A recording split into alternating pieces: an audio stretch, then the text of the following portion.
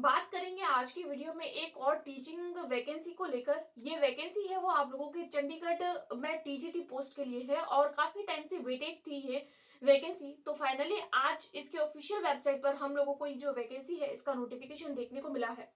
तो इस वैकेंसी के लिए क्या क्या आप लोगों का एलिजिबिलिटी क्राइटेरिया होना चाहिए, सब्जेक्ट कॉम्बिनेशन क्या क्या होना चाहिए, और जो भी प्रोसीजर है इस एग्जाम के लिए, और इंटरव्यू होगा या फिर नहीं होगा, नेगेटिव मार्किंग होती है या नहीं होती है, स्टार्टिंग से लेकर फॉर्म फिल से लेकर और जितना भी आप लोगों का जो कंप्लीट इंफॉर्मेशन है इस एग्जाम को लेकर कि क्या क्या आप लोगों के लिए असेंशियल है इस एग्जाम को देने के लिए, आप लोगों को जानने के लिए, उन सब के बारे में डिटेल में डिस्कस करेंगे। छोटी सी वीडियो होने वाली है, वॉच द टिल एंड। सारी जितनी भी कंफ्यूजन है आप लोगों की सारी दूर हो जाएगी।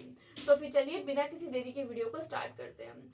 सबसे पहले हम लोग बात करें कि ये जो वैकेंसी है वो आप लोगों को चंडीगढ़ में आप लोगों को देखने को मिल रही है। पोस्ट इसमें आप लोगों को कम देखने को मिलेगी। पोस्ट जो है वो आप लोगों को 303 है और ये टीजीटी के लिए पोस्ट है। मेन बात ये है, अगर आप लोग जो है वो टीजीटी के लिए अप्लाई करना चाहते हैं तो you must fill the form.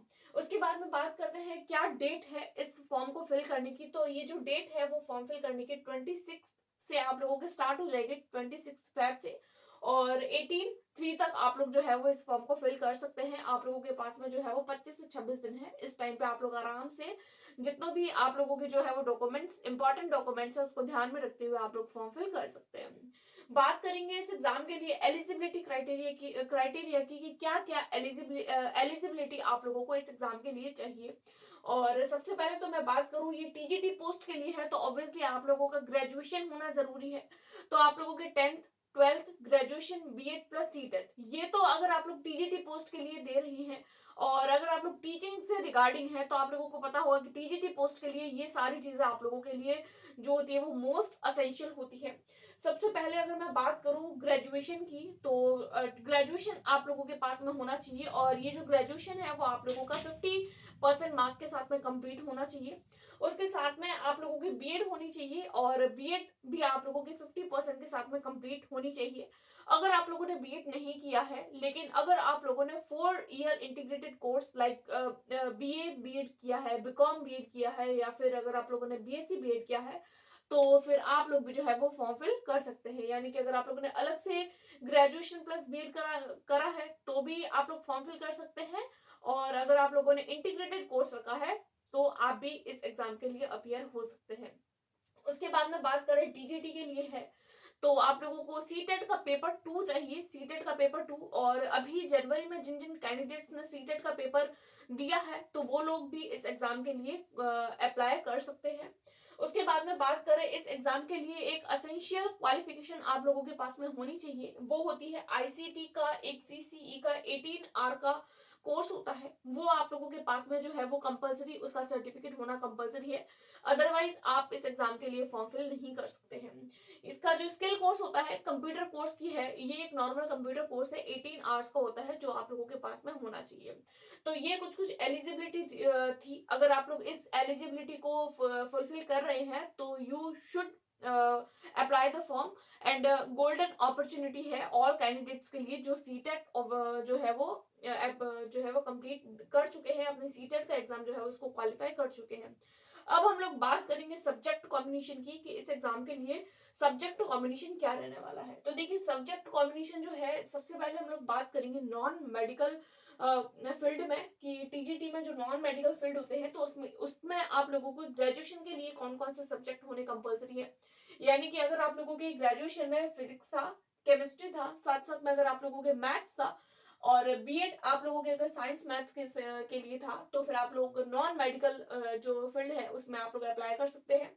TGT अगर आप लोग मेडिकल से करते हैं तो आप लोगों का बायोलॉजी सब्जेक्ट में ऑब्वियसली आप लोगों का जूलॉजी, बॉटनी, केमिस्ट्री, 3 सब्जेक्ट्स आप लोगों के जो होते हैं एज यूजुअल हर एक जो है वो एग्जाम में आप लोगों के यही होते हैं, हर एक ग्रेजुएशन कोर्स में यही होते हैं।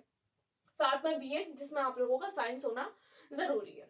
उसके बाद में बात करें हम लोग सोशल साइंस की, और सोशल साइंस में तो ऑब्वियसली सोशल साइंस के जितने भी सब्जेक्ट्स होते हैं like history, geography, economics, sociology, psychology और पॉलिटिकल साइंस, इसके अलावा आप लोगों की बीएड जो है उसमें सोशल साइंस सब्जेक्ट होना जरूरी है। तो ये तो था कुछ सब्जेक्ट कॉम्बिनेशन। और अब हम लोग बात करते हैं पेपर पैटर्न की, कि इसका पेपर का पैटर्न जो होता है वो किस तरीके का आता है। बात करेंगे अब हम लोग सिलेक्शन प्रोसेस की और पेपर पैटर्न की, कि इस एग्जाम में आप लोगों का पेपर पैटर्न किस तरीके का रहता है और क्या इस एग्जाम के लिए आप लोगों का सिलेक्शन प्रोसेस रहता है। तो सबसे पहले अगर मैं बात करूं एज लिमिट की, तो मिनिमम आप लोगों की जो एज है वो 21 होनी चाहिए और मैक्सिमम जो है वो 37 होनी चाहिए। तो 21 से लेकर 37 अगर आप लोग किसी भी एज के बीच के हैं तो आप इस एग्जाम को जरूर अप्लाई कर सकते हैं। उसके बाद में हम बात करें सिलेक्शन प्रोसेस की कि किस तरीके से रहता है, तो देखिए 150 मार्क का आप लोगों का ये पेपर होने वाला है। 150 क्वेश्चन आप लोगों को देखने को मिलेंगे और ईच जो क्वेश्चन होगा वो 1 मार्क का होगा और टोटल मिलाकर 150 क्वेश्चन 150 मार्क। दो पार्ट में ये आप लोगों का जो एग्जाम है वो होता है, पार्ट ए और पार्ट बी। किस तरीके से होता है वो अभी हम लोग आगे डिस्कस करने वाले हैं। ओएमआर बेस्ड आप लोगों का होता है, यानी सीबीटी मोड पर नहीं होता है, ऑफलाइन आप लोगों का ये एग्जाम होगा। किसी भी तरीके का इंटरव्यू इस एग्जामिनेशन में आप लोगों को देखने को नहीं मिलेगा। एक एग्जाम होती है, दो पार्ट्स होते हैं, दो पार्ट्स में डिवाइडेड रहती है। और अगर आपको उस एग्जाम में जो है वो मेरिट लिस्ट में अगर आप लोग आते हैं तो आप लोगों की डायरेक्ट जो है वो जॉब लगा दी जाती है, आप लोगों को डायरेक्ट जो है वो अलॉट कर दी जाती है स्कूल्स। आप लोगों को जो है वो किसी भी तरीके के इंटरव्यू की नीड नहीं रहती है, इंटरव्यू नहीं देना होता है इस एग्जाम के लिए। उसके अलावा बात करें हम नेगेटिव मार्किंग की, तो ये देखिए ये जो होती है वो आप लोगों के लिए हर एग्जाम में आजकल देखने को मिल रही है। 1/4 मार्क की आप लोगों को नेगेटिव मार्किंग देखने को मिलेगी, यानी कि 0.25 मार्क की आप लोगों की नेगेटिव मार्किंग देखने को मिलेगी। यानी कि अगर आप लोग एक क्वेश्चन को गलत करते हैं तो आप लोगों के 1/4 मार्क काट लिया जाएगा, यानी कि 4 क्वेश्चन गलत करने पर आप लोगों का 1 नंबर काट लिया जाता है। तो इस तरीके से कुछ नेगेटिव मार्किंग का प्रोसीजर रहता है। बात करें आप लोगों की टाइम की, तो देखिए टाइम जो होता है वो आप लोगों को 150 मिनट से दिए जाते हैं। बात करते हैं आप लोगों के दो जो होता है वो पार्ट्स में डिवाइडेड रहता है, part A part B. Total 150 questions आप लोगों को देखने को मिलेंगे, जिसमें 50 मार्क्स का जो होता है वो पार्ट ए होता है और पार्ट बी जो होता है वो आप लोगों का 100 मार्क का होता है। तो ये कुछ इसका सिलेक्शन प्रोसेस था कि इंटरव्यू नहीं होता है, नेगेटिव मार्किंग आप लोगों को देखने को मिलेगी। अब हम लोग बात करते हैं पेपर के पैटर्न की, कि क्या पेपर का पैटर्न इस एग्जाम में आप लोगों को किस तरीके से देखने को मिलेगा। तो देखिए पेपर का पैटर्न दो पार्ट में डिवाइडेड है। ऑब्वियसली मैं पहले ही आप लोगों को बता चुकी हूँ, एक होता है पार्ट ए और दूसरा है पार्ट बी। पार्ट ए में आप लोगों को कुछ कॉमन चीजें देखने को मिलेंगी, लाइक फर्स्टली अगर मैं बात करूं GK maths reasoning, GK maths और रीजनिंग। जीके में आप लोगों को जीके जीएस वाला जो होता है वो करंट अफेयर्स के कुछ एक क्वेश्चंस वो देखने को मिल जाएंगे, यानी कि जीके का, मैथ्स का और रीजनिंग का टोटल तीनों के मिला के आप लोगों को 12 क्वेश्चंस देखने को मिलेंगे। 12 मार्क के 12 क्वेश्चन। उसके बाद में आईसीटी के यानी कि कंप्यूटर बेस्ड जो क्वेश्चंस होते हैं वो आप लोगों को 12 क्वेश्चंस देखने को मिलेंगे, 12 क्वेश्चन 12 मार्क के। उसके बाद में सब्जेक्ट की पेडागोजी, जिस भी आप लोग जो है वो सब्जेक्ट के लिए अप्लाई कर रहे हैं उस एग्जाम उस जो है वो सब्जेक्ट की आप लोगों को सिर्फ पेडागोजी या साइकोलॉजी, बाल मनोविज्ञान जिसको हम कहते हैं, वो पूछे जाते हैं। 12 क्वेश्चन और 12 मार्क के ये आप लोगों से पूछे जाते हैं। उसके बाद में लैंग्वेज वाले पोर्शन की बात करें तो देखिए हर एग्जाम की तरह इसमें भी लैंग्वेज वाला पोर्शन पूछा जाता है। लैंग्वेज में आप लोगों को इंग्लिश, पंजाबी, हिंदी 3 लैंग्वेज देखने को मिलेगी और ये कंपलसरी है हर एक कैंडिडेट के लिए जो इस फॉर्म को फिल कर रहा है। यहाँ पर कोई भी ऑप्शन नहीं है कि हिंदी इंग्लिश या पंजाबी हिंदी उर्दू, इस तरीके से कोई भी ऑप्शन नहीं है। ये 3 सब्जेक्ट्स आप लोगों को कॉमनली देखने को मिलेंगे। हिंदी में आप लोगों को 5 क्वेश्चंस देखने को मिलेंगे। इंग्लिश में भी आप लोगों को 5 क्वेश्चन देखने को मिलेंगे, 5 मार्क के 5 क्वेश्चन। और पंजाबी में आप लोगों के पंजाबी लैंग्वेज के 4 क्वेश्चन देखने को मिलेंगे।